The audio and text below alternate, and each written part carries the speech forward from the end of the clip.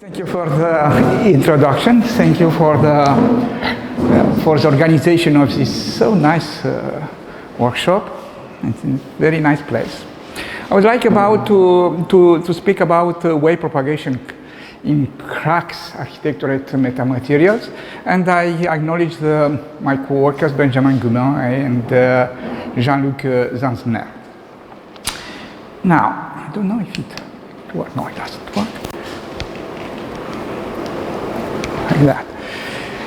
The damage in brittle materials are present by the cracks.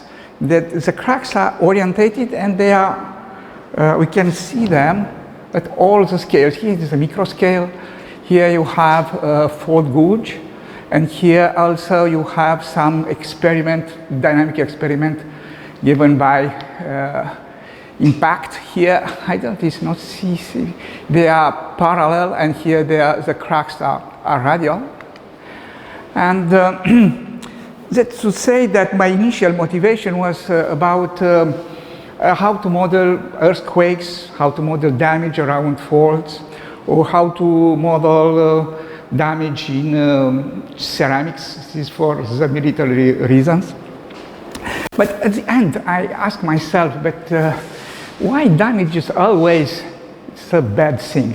Maybe it can be a good thing, huh? Can be put some cracks to obtain something interesting, not always, oh, cracks are there. There are so many cracks, and the material is so weak, and so on.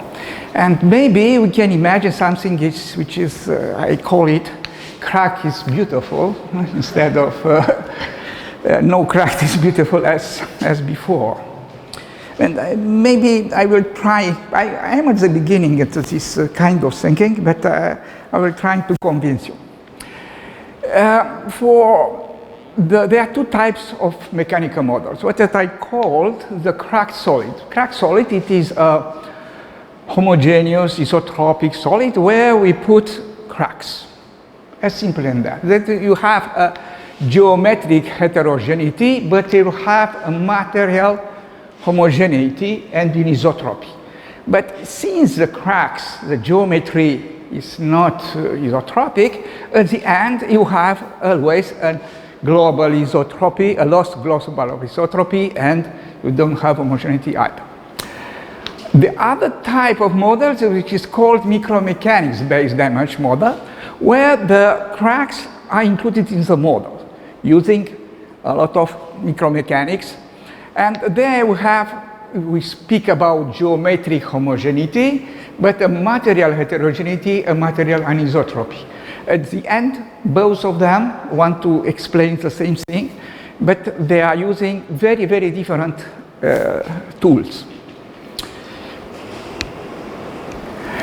Now, let's start with first the crack solid. The crack solid is something like that. You have a solid which I put here two cracks, but you can imagine you have thousands and thousands of cracks. And we don't take into consideration the crack growth. No, the cracks are there, but they are not growing. We are not just seeing what happened with the waves in such a kind of material. Now, for the equations, this is our elastodynamic equations written in the velocity strain formulation. And here you have the elasticity model. It can be isotropic, and we shall suppose that will be isotropic. And the point is what happened on the cracks. On the cracks, the velocity and displacement can have discontinuities, and we have I have by the brackets here we have denoted the jump from plus to minus. Not the stress, stress vector have not discontinuities, but the displacement and velocities. And they have two types of conditions. One type is the non-penetration, signorini conditions. That means a crack can open or can be closed. And when it is closed, then he can slide or cannot slide if this Coulomb friction condition is it's a shift or not. And here we have a very simple representation of these nonlinear boundary conditions. Here you have the normal stress, and here you have the jump of normal displacement. And the signorini condition is a law like that, a nonlinear law like that. You have here, if the jump is positive, then the stress, normal stress is 0. If the jump is 0, then the normal stress is negative. That means you can compress. For the friction, you have almost the same thing. If you don't, the tangential stress is less than a value, which depends on the normal stress, of course, then you have no jumps of the velocity. And if the stress, tangential stress is this direction, the jump is this direction, and this is the same in the other side. Then you have something like that, which is very simple to understand, this nonlinear boundary condition on the jump, on the microcracks. Now, how to the discretization we have used is discontinuous Galerkin. What is important to see that in the discontinuous Galerkin, which is not an internal, let's say, discretization method, looks like something between finite elements and finite differences. You have, when you write the variational formulation of your stress, velocity strain equations, you found here the fluxes of the velocities and the fluxes of the stresses. Defining those two fluxes, that means you can construct a numerical scheme which is based on the Galerkin discontinuous. Now, why Galerkin discontinuous? The first let's say, explanation is that we have a lot of geometric complexity, and then it's very simple to model that because cracks are included in the mesh.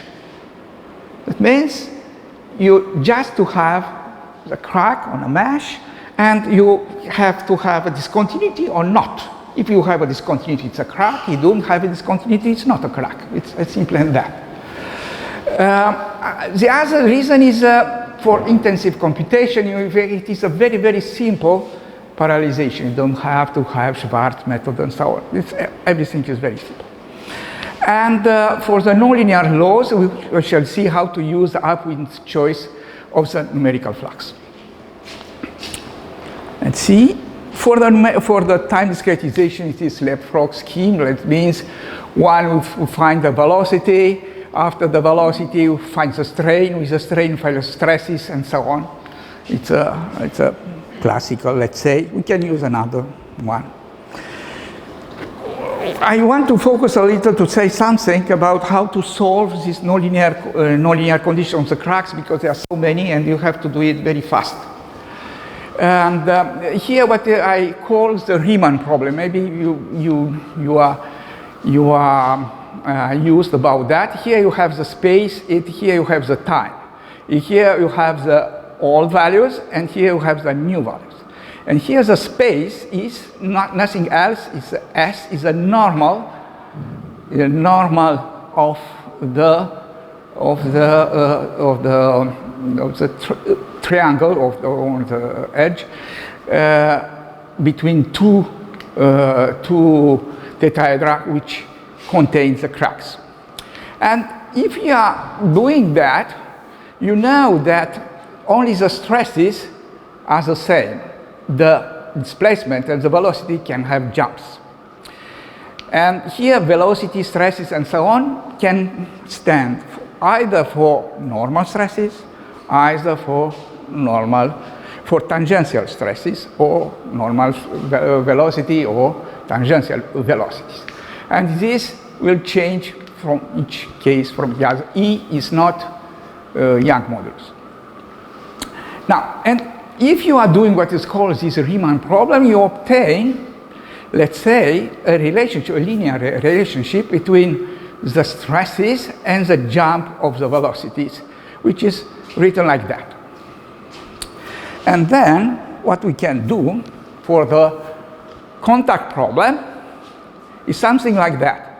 You have, this is the Signorini condition, and here you have your linear equation deduced from the Riemann problem. And you have one case, two cases, and this, in the simple way, we can solve this nonlinear equation. It's the same for the frictional problem, almost. Now we work for the tangential stresses and tangential velocities, and you have here three situations. One situation here, here, and here. That means if we have to choose very quickly, we can find these fluxes, which are nonlinear fluxes, yes, but they are deduced from these three situations, and it costs something, yes, but much less than a normal, let's say, iterative algorithm which solves this nonlinear problem. It have to be very quick because there are a lot of cracks. Now I come to the other model. Maybe you are more used about that. These micromechanics-based damage models, where the cracks are related. Let's say we can in 2D they are ellipses, or let's say the penny shapes and or discs and so on. And they, let's say you have a family. Each family is orientation, have an orientation and a radius. For each family of cracks, we can define what is called the crack density parameter, which is a non-dimensional parameter, which is not damage. Not the damage is related to that, but not exactly damage, which is relatively 0 and 1. Here it can be very large, rho, or very small. For a rho 0, you have no cracks, let's say.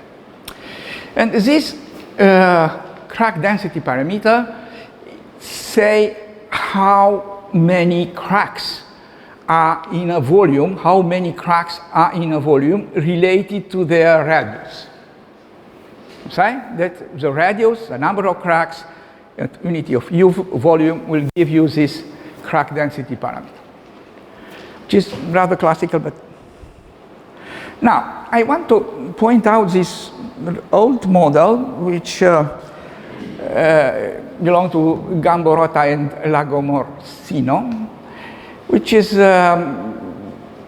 maybe known, but not a lot of people have done a lot of publicity on it, because I think it's very important. Because why I wanted to say about that, you see that the strain are decomposed in three parts. The first part is the, let's say, non-damage strain. The other part is a normal strain, and this is called the tangential strain. Why? And what I think this model is very interesting, because the presence of cracks is not enough for damage. Because if a crack is not active, as it doesn't exist. If you have a compression on a crack, you cannot see it. Only you have tractions. You can see here for the normal.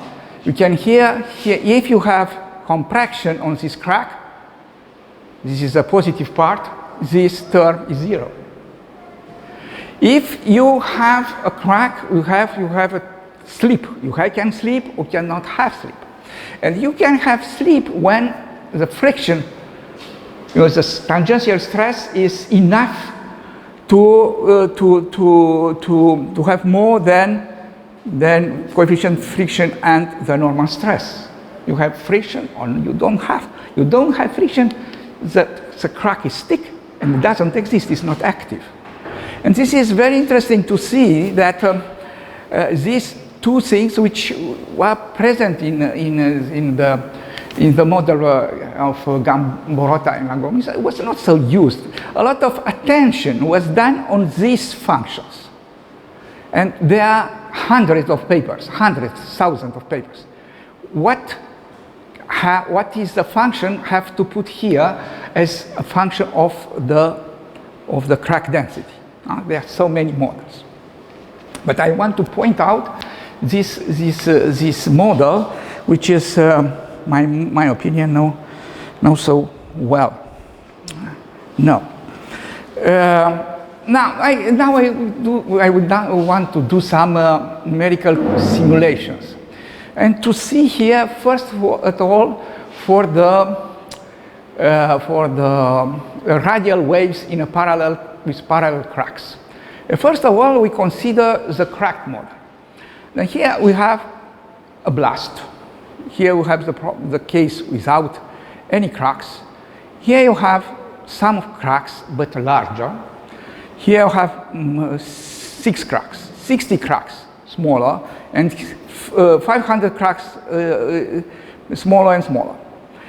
For all of them, the raw cracks, the crack density parameter is the same, 0.84. You will ask me, maybe yes, but it's too high. Yes, exactly what I wanted to check, that all these models which were designed for very, very small rho can work also for large rho, and this I wanted to check. And here it's not problem of micromechanics, I shall see later. Here to see that from the micromechanic model, all these cracks are equivalent. If we want to see now the computation,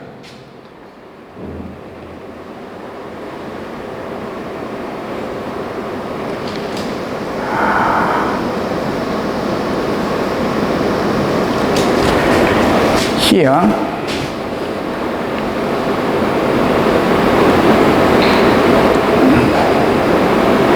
you can see that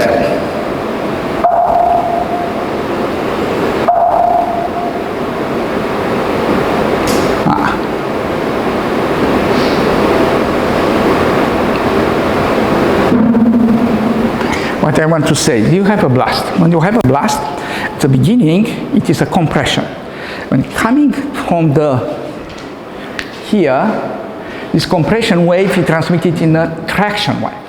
And that is why at the beginning, you see the presence of cracks are not so important, because only here, in this region, it's important because they are not normal to the wave. Here, it is not such a big problem, but for the tractions,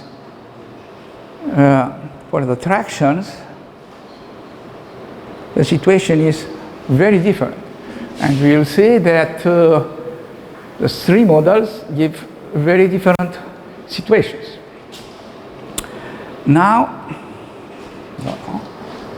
right here.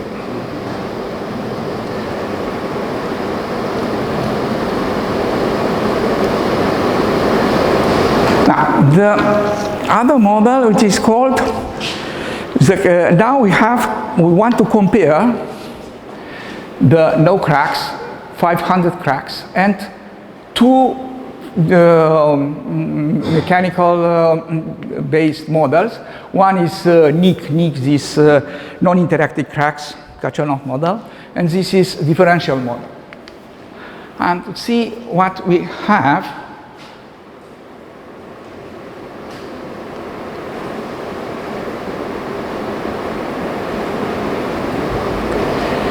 and we see here is a cracked model with 500 cracks.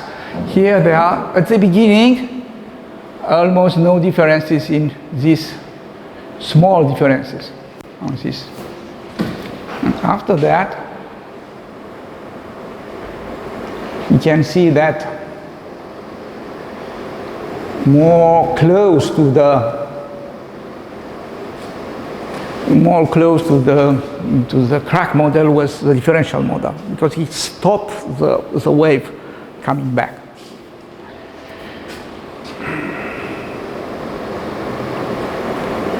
No.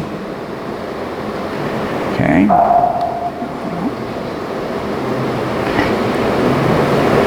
Now, what I want to say now, what we can do is, we do now another kind of numerical experiment where you have a blast, but here we have put it a kind of architectural metamaterial where we have 600 hexagonal cells.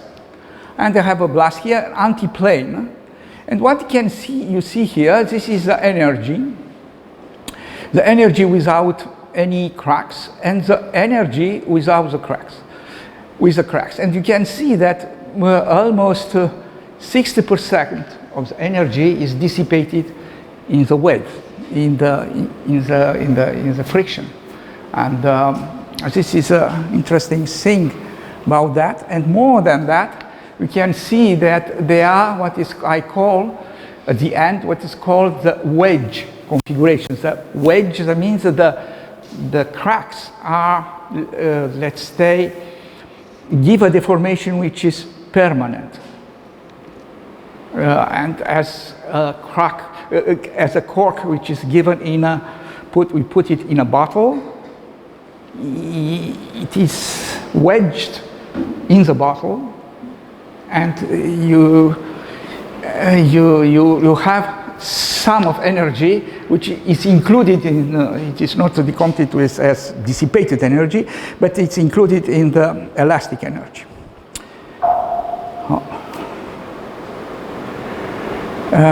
Here you have another example where you have a star, let's say the same waves, blast, and how the wave is propagating when you have the cracks and forms of star like that.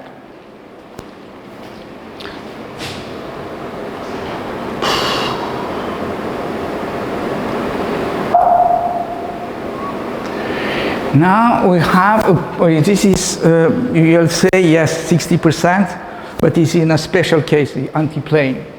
It's always a very special case. Now, coming closer to more physical situation, that's in-plane cases.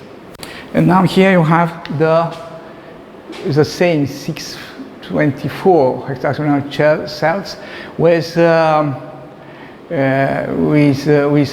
in-plane configuration. Here it's 30–40% of dissipation is not so much, but however, it's not negligible. And here you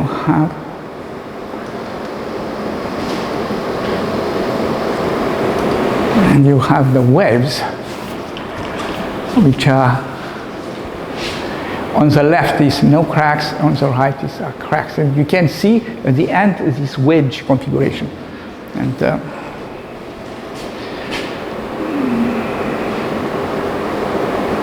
sorry about that. Now if you have these 100 and 600 star-shaped cracks, since it's, the dissipation is much larger, and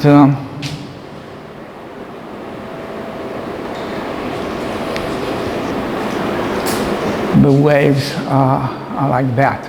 You can see that there are a lot of dissipation in them. And I'm coming to my,